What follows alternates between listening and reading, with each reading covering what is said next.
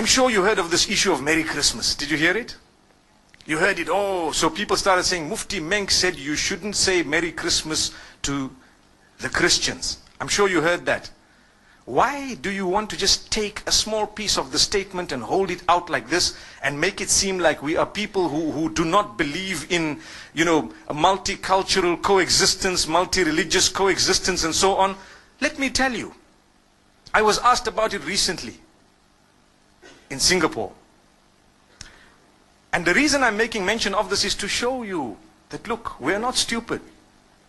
But sometimes people who want to look at it based on how the media has portrayed it may come to a decision or a conclusion that is not enlightened. They haven't considered everything. So what happened? You see, I grew up in Zimbabwe. We interacted from a young age with the Hindus, the Christians, the Jews, those who are from the African traditional faiths and so on, and we got along. We mixed in the schools from a young age, and as I grew up, I went to a high school that was purely Christian Catholic. And that was the best option we actually had. They allowed me whatever I had, and obviously we catered for them, they catered for us. There was a lot of respect, and that's how we developed. Okay? However, when it came to Christmas, there were so many Christians who didn't believe in it. They said, no ways, this is wrong. I recall a young boy, I even know his name, and he was with me. He didn't used to like to participate in religious studies because he belonged to a certain sect of Christianity. And he used to say, these guys don't know what they're talking about because X, Y, and Z, and he gave his reasons. That's not the topic today. But there are Christians who don't believe in Christmas. They don't participate in it. Is there anything wrong if they don't believe in Christmas, Christians? There's nothing wrong. They didn't participate in it. There's nothing wrong. But the minute they put a block on someone else who believes otherwise, then there's a problem. That's what we're saying. So the question you have to ask yourself, did you stop people from celebrating what they want? No. Did you ban them? No. Did you disallow them? Did you spread hatred against them? No. All you said is, lakum dinukum waliya din. You have your faith and I have mine. So as we grew up, there were a few Hindus who were with me at school. One of them used to eat beef. And I asked him, I said, how come you eat beef? Isn't this supposed to be one of the gods that you consider, a god with respect to them, with due respect to them? But he says, no, this is a special beef. I didn't understand that, but it was just that, okay, I'm not such a strict Hindu. That's what it meant. There were other Hindus who would tell him, listen, you are wrong. There were other Hindus who told him you are wrong. And there were other Hindus who tried to correct him. But he kept on eating it. And then, when it came to Eid al-Adha of the Muslimin, they would never congratulate us. Why? Because we are sacrificing or slaughtering their God, so to speak. We never ever felt bad.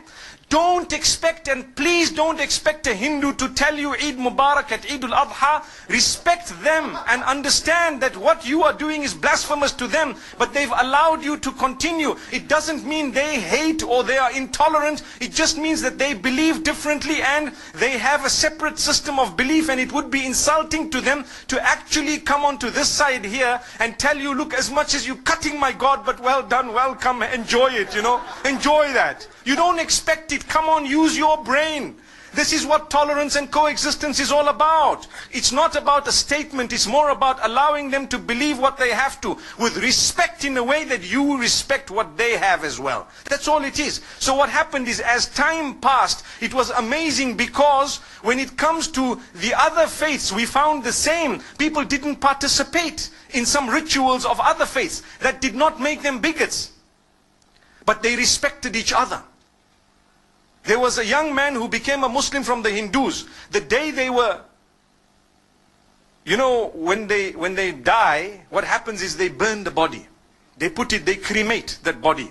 So this young man, his father had died, and they were cremating the body, and they asked him as the oldest son to actually light the fire. And he said, look, as much as you want me to do it, and that's my father, I'm sorry, it goes against my beliefs. And it caused a commotion until some of those who were wise, who knew. They said, look, that's the man's beliefs. Come on, leave him. Let the next son do it. How can you impose on him some... The idea is to coexist with your difference. That's what makes you a rainbow nation. That's what it is. But you don't shove your opinion down the throats of others. Just like now, in the Western world, they are banning you from covering your hair in some countries.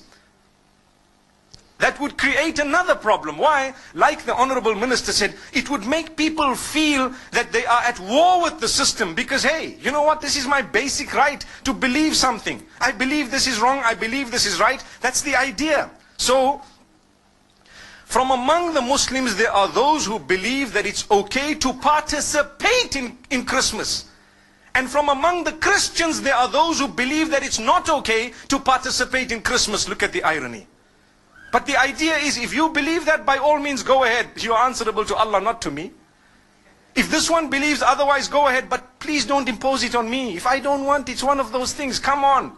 You know, live and let live. Today, the problem is with all parties. We believe we are the only ones who are right. So we want to shove our opinions down the throats of the rest of the world. If not, they are the problem, they are the terrorists, they are the issue, they are this, that. Watch out. The words you are using will be used against you as well.